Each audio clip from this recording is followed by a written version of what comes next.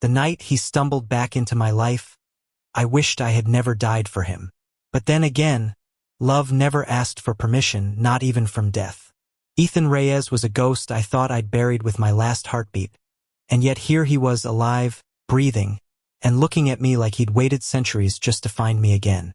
I had promised myself I'd never forgive him, not after the way my last life ended, but in America, under neon skies and the bitter wind of New York streets, the past was clawing its way back into my present. I wasn't ready. God, I wasn't ready. The first time I saw Ethan this lifetime, it was in the most ordinary way. I was just a barista in a crowded Brooklyn coffee shop, drowning in milk froth and cheap indie music. My manager had yelled at me for being lady again, and my head was too full of bills, rent, and the constant gnawing loneliness I refused to name. Then he walked in, tall, broad shoulders, the kind of presence that made the air shift, like the universe had tilted just for him.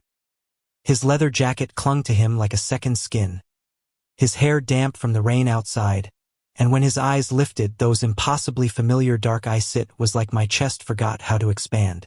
I froze. My fingers slipped on the coffee cup. Milk hissed too long, foam spilling. He didn't flinch. He just looked at me, like he knew me, like he remembered the way I once died with his name on my lips. And for a single, reckless second, I almost said it. Ethan. But in this life, my name wasn't Adrian, the soldier who gave everything. Here I was Noah Carter, 24 years old. Nobody special. Just another dreamer lost in the sprawl of America's biggest city. The past was supposed to stay buried. Except it hadn't. Because Ethan ordered his coffee black, just the way he always had. And when he reached out to take it, his fingers brushed mine, too deliberate, too slow. My body remembered before my mind could argue. A flash of fire racing under my skin. The same fire that had once burned me to ashes. "Thank you," he said, his voice low, warm, dangerous. I wanted to scream. That night I dreamed of war again. Of mud, of blood, of the final moment when I threw myself in front of him, the blade tearing through me instead of him. Ethan had cradled me, begging, but I had already been fading. My last thought wasn't regret, it was love. And now he was here, living, breathing, haunting me. The days that followed were worse. Ethan kept coming back. Always at the same hour. Always at the same table. He'd sit there, watching me over his untouched coffee. Sometimes he'd smile soft, broken, like he was afraid I'd vanish if he blinked too long. "Do I know you?" I finally snapped one afternoon, unable to take it anymore. My voice shook more than I wanted. His eyes didn't waver. "You did. Once. A long time ago." I laughed, sharp and bitter. "Great. Another creep with a pickup line." But my chest hurt, because deep down, I knew he wasn't lying. New York had a way of swallowing secrets. Its alleys were lined with broken promises. Its skyline was built on forgotten names. And yet, when Ethan started following Menet in a threatening way, but in that relentless, protective way, I couldn't shake him. He walked me home when it was late. He caught my wrist when I stumbled crossing the street. He even shielded me from a drunk stranger who grabbed me outside the subway. Every time his touch lingered a second too long. Every time my body betrayed me by remembering. And every time I hated myself for wanting it back. "You should stay away from me," I told him one night, when the city lights cast shadows on his face, making him look almost unreal. "Why?" His voice was soft, almost breaking. "Because you don't know me." His eyes burned. "Noah, I've known you through lifetimes. You died for me once. I swore if I ever found you again, I'd never let you go. Not this time. Not ever." My chest caved in. Air refused to come. The street noise blurred, and for a second I wasn't in New York anymore. I was on that battlefield again. Blood soaking my hands, Ethan screaming my name. "Stop," I whispered. "Please stop." But he stepped closer.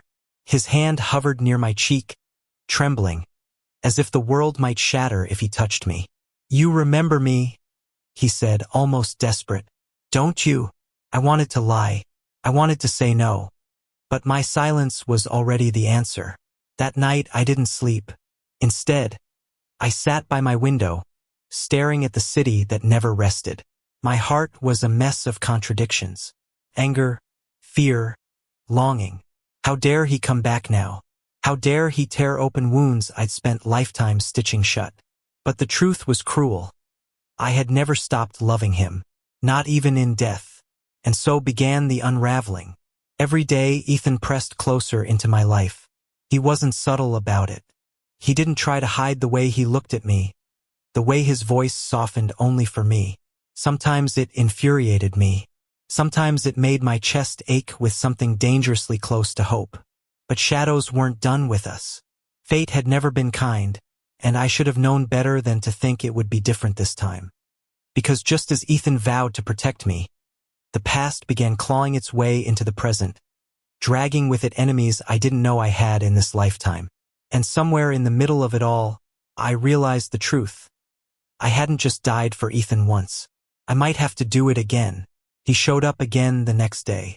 I told myself I wouldn't care, that I wouldn't even look, that if I just kept my head down and focused on steaming milk and scribbling names on paper cups, he would fade into the background like every other faceless customer. But Ethan Reyes was never background. He was a hurricane wrapped in leather and silence. When I turned, he was already there, same table, same untouched coffee, same eyes that pinned me like a blade against a wall. "Are you going to keep staring at me until I disappear?" I asked, slamming a mug on the counter a little too hard. His lips curved into the faintest smile. "If I stare long enough, maybe you'll remember." I hated the way my throat tightened. Maybe I don't want to. That night, he waited for me outside the shop. Rain slicked the sidewalks, reflecting neon into puddles. I pulled my hood tighter, cursing under my breath when I saw him leaning against the lamppost like he had all the time in the world. "Stop following me," I said, trying to push past. He caught my wrist, not hard, not forceful, but enough to make my breath stutter. "Noah," he said softly, "you're not safe." I froze. "Excuse me? There are people looking for you." I laughed, sharp and bitter. "What, am I in some movie now? Some random barista with enemies?" His jaw tightened. "You don't understand. They know who you are. Who you were." The rain poured harder, masking the way my heartbeat turned frantic. I didn't believe him. Not at first. But then the shadows started to move. It was subtle at first, someone lingering too long at the subway entrance, a stranger watching me across the street. I brushed it off as paranoia, the kind you get after too many late nights and too much caffeine. But then came the night someone actually followed me. I heard the footsteps, quick and sharp, echoing mine down the alley. My palms went slick, my breath uneven. I turned the corner, trying to shake them, but the sound grew louder, faster. "Hey!" A voice called out. Male. Cold. I ran. But the city was a labyrinth, and I was no soldier in this lifetime. I was just Noah, clumsy and scared. When the stranger's hand reached for me, I swore my chest would split open from terror. Then, out of nowhere, Ethan slammed into him. The man hit the wall with a grunt, Ethan's arm pressing against his throat. "Stay away from him," Ethan snarled, voice dark and low, like thunder wrapped in human skin. The man spat something in a language I didn't understand before slipping away into the shadows. I was shaking so hard I thought I'd collapse. Ethan turned to me, his hand hovering near my face but not touching. His eyes burned with something between fury and desperation. "Do you believe me now?" We ended up in his apartment that night. Not because I trusted him. God, no. But because my hands wouldn't stop trembling, and the thought of going back to my tiny, empty place made me want to crawl out of my own skin. Ethan's place was nothing like mine. High-rise, spacious, minimal. The kind of apartment only someone with money or secrets could afford. "Why are you doing this?" I asked, hugging myself on his couch. He sat across from me, elbows on his knees, staring at the floor like the words cost him. "Because I couldn't protect you last time," he said. His voice cracked on the last word. "And I swore I'd never let it happen again." I laughed, hollow and trembling. "You're insane." He looked up. His eyes were wet, shining in a way that ripped through me. "Maybe. But I'm not lying. The nights blurred after that. Ethan became a constant shadow walking me to work, waiting after shifts, watching me with an intensity that made my chest ache. At first, I told myself I hated it, that his presence suffocated me. But loneliness is a cruel companion. And when someone looks at you like you're the only thing anchoring them to this world, it's hard not to break. One evening, after too many hours of silence stretching between us, I finally asked, "What exactly do you want from me?" His answer was immediate. "Everything." I swallowed. "That's not an answer. It's the only one I have," he said softly. "I want your laughter, your anger, your silence. I want the way you look at me when you think I don't notice. I want every second you'll let me have. Because last time I lost all of it. And I can't lose it again." The room felt too small for both of us. My chest hurt like my ribs couldn't contain what was inside. "Ethan." My voice cracked. "I'm not him. I'm not the person you remember." He leaned forward, eyes burning. "You're Noah. And that's enough. It's more than enough." But nothing was ever that simple. The attacks grew bolder. A stranger pushed me in the subway. Someone tried breaking into my apartment. Notes appeared in my mailbox, cryptic, threatening, written in jagged scrawls that made my skin crawl. Ethan never left my side. And the closer danger pressed in, the closer we became. One night, after another close car nearly running me down at an intersection, I finally broke. I grabbed his jacket, shoving him against the brick wall of some darkened street, my hands shaking. "Why?" I demanded, my voice ragged. "Why are they after me? Why do you care so much? Why me?" His hands came up, gentle but steady, wrapping around mine where I'd fisted his collar. His forehead leaned against mine, our breaths mingling, raw and heavy. "Because you're mine," he whispered. "You always have been. Even death couldn't change that." And then he kissed me. It wasn't gentle. It wasn't careful. It was years of silence breaking open, lifetimes of longing flooding into a single desperate moment. His lips claimed mine like he was drowning, and I was the only air left. I should have pushed him away. I should have screamed. But my body betrayed me, kissed him back. That night, lying in his bed with the city's glow spilling through the blinds, I let myself feel. His arm was around me, his heartbeat steady under my ear, and for the first time in years, I wasn't alone. But even as warmth wrapped around me, a voice whispered in the back of my mind, "You died for him once.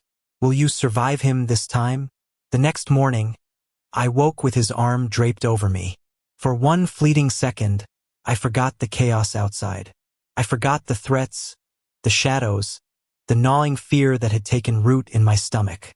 All I knew was warmth, steady breath against the back of my neck. The way his hand unconsciously tightened around me like he was afraid I'd vanish if he let go. And for that second, I let myself pretend. Pretend that I was just Noah Carter, a boy in New York who'd stumbled into love the way people stumbled into late trains and rainy mornings. But reality was never so kind. Ethan stirred as I shifted, his voice still rough from sleep. "Stay. I have work," I muttered, sitting up. "I'll walk you." I turned, glaring. "You don't have to shadow me like a bodyguard. I'm not some fragile thing that needs protecting." His eyes softened. "You're not fragile, but you're mine to protect." I hated the way my chest clenched at that, the way his words sank into me, equal parts comforting and suffocating. The day was uneventful until it wasn't. It started with a stranger at the cafe, just another customer, or so I thought. Middle-aged, suit pressed, tie perfect. But his eyes lingered too long. His hand shook slightly when he paid.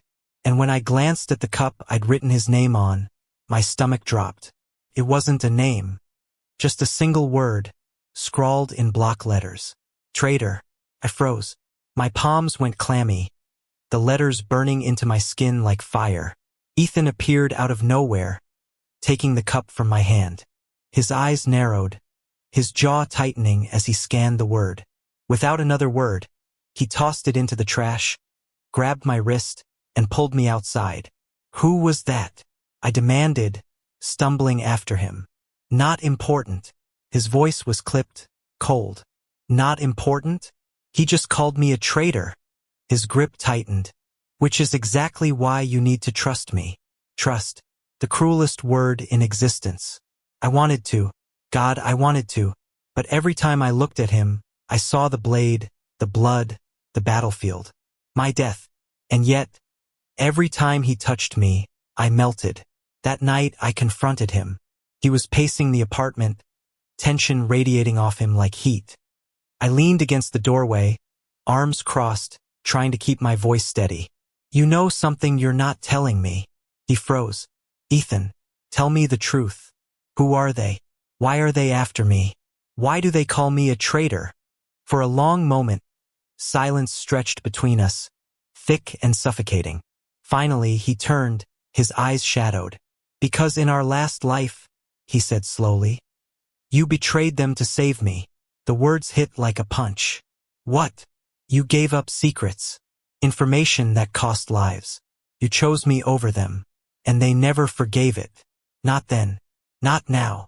My throat went dry. Images flashed mud. Fire. Men screaming. My own voice breaking as I whispered Ethan's name, choosing him even as others cursed me. And now they wanted vengeance. Across lifetimes. Across death itself. I staggered back, shaking my head. No, that's insane. His eyes burned with pain. It's the truth. And it's why I can't let them touch you this time. I wanted to run, to scream, to demand he take it back. Instead, I found myself sinking onto the couch, burying my face in my hands. My chest felt hollow, cracked open, everything I thought I knew crumbling. Ethan knelt in front of me, his hands hovering near mine, not quite touching. Noah, look at me. I lifted my head, tears stinging. You think I don't hate myself for what happened? His voice shook. I should have been the one to die. Not you. Never you. And if it takes my entire life to make it right, then that's what I'll do.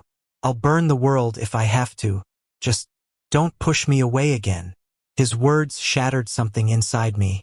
I leaned forward, pressing my forehead to his, my voice a broken whisper. I'm so tired of dying for you. His hands finally cupped my face, trembling. Then live for me this time. We kissed again. Softer this time. Slower. Not desperation, but promise. For the first time, I let myself want it. Want him. The days blurred into nights, danger shadowing every corner. Ethan rarely left my side, and somewhere between whispered confessions and stolen touches, I realized I was falling again. Terrified me. But love was never something I could resist. Not with him. One night, I woke to find him standing by the window, staring out at the city. His silhouette was sharp against the glow, shoulders tense, fists clenched.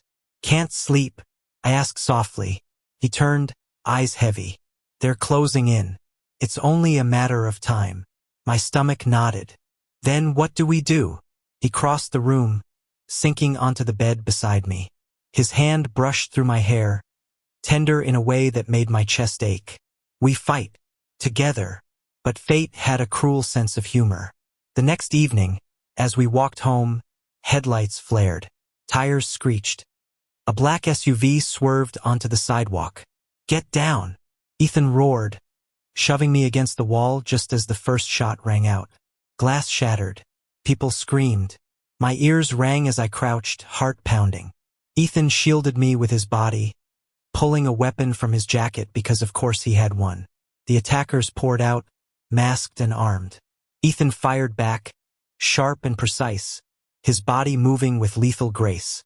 For a moment it was war all over again, the past bleeding into the present. One of them lunged toward me, knife flashing. I stumbled back, terror freezing my veins until Ethan slammed into him, disarming him with brutal efficiency. Noah! He shouted, grabbing my hand.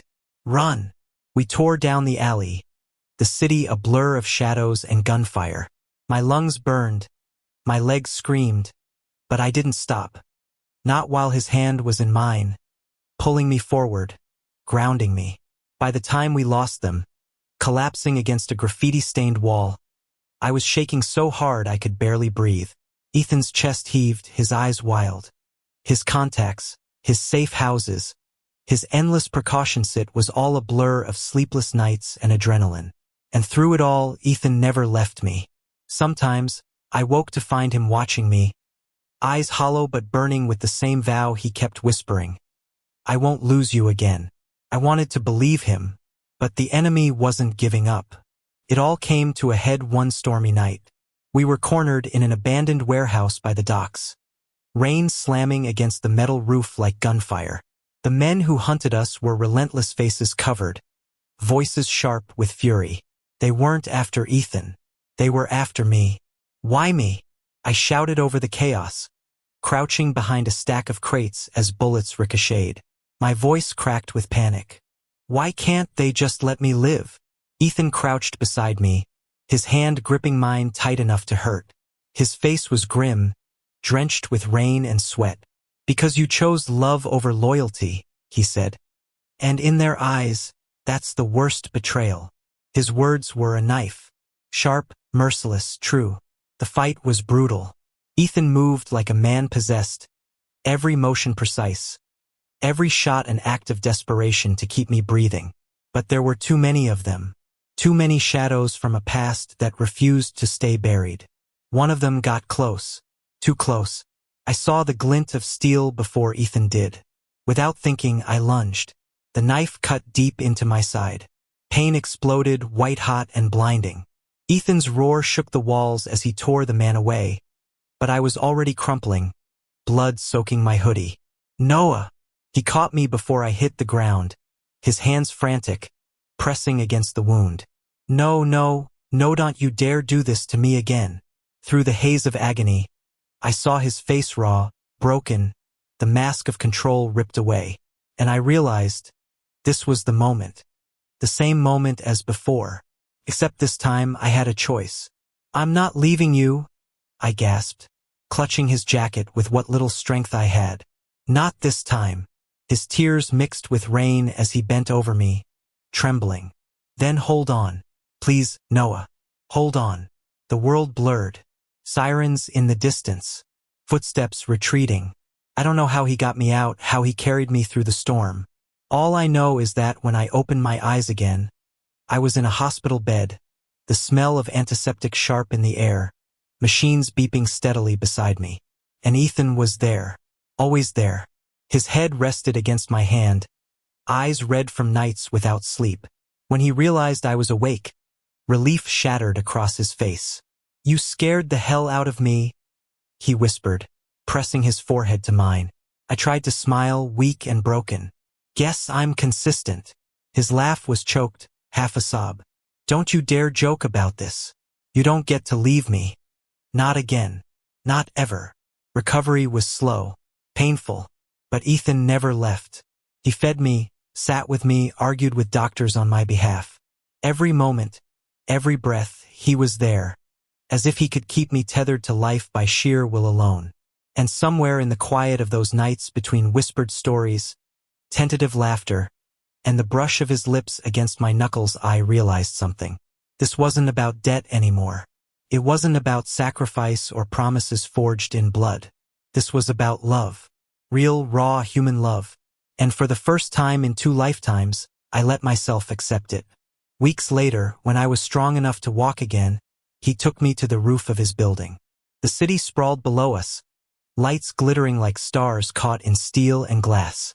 We stood there, side by side, the wind cold but his hand warm in mine.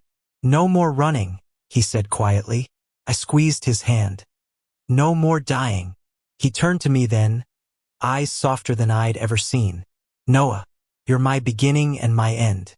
I don't care about destiny, or curses, or whatever comes next. All I care about is this life. With you. My throat tightened, tears blurring the skyline. So love me, I whispered. Not the ghost of who I was. Not the boy who died for you. Love me now, as Noah.